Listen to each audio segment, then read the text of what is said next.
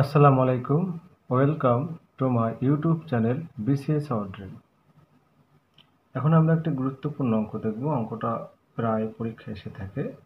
ছোট একটি অঙ্ক, যে 1 ডজন আম 60 টাকায় ক্রয় করে হালি কত টাকায় বিক্রয় করলে 10% লাভ হয়। খুবই ছোট অঙ্ক।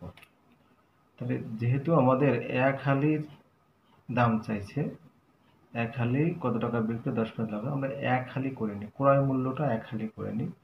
তাহলে কীভাবে করবো?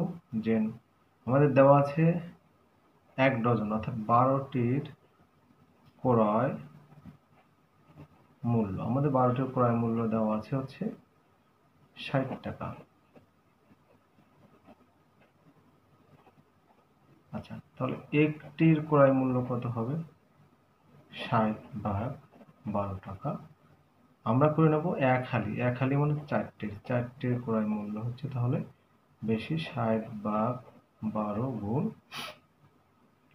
4।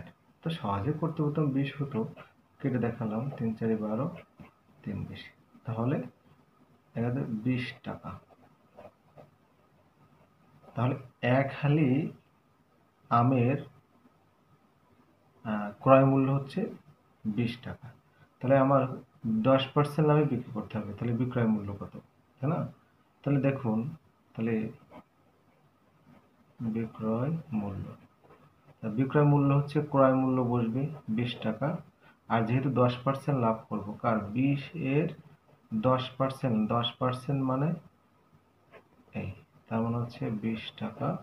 আর 20 এর 10% মানে 10/100।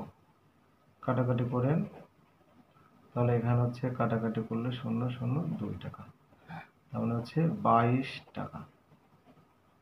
এটাই হচ্ছে আমাদের অ্যান্সার। অর্থাৎ 1 ডজন আম 60 টাকায় ক্রয় করে এক হালি কত টাকায় বিক্রি করলে 10% লাভ হবে? আমরা যদি 22 টাকা বিক্রি করি তাহলে আমাদের 10% লাভ। অঙ্কটা আরও কয়েকভাবে করা যায়, তা আমি এভাবে মনে হলো সহজ একটু, তাহলে এভাবে করলাম। সবাইকে ধন্যবাদ। আল্লাহ হাফিজ।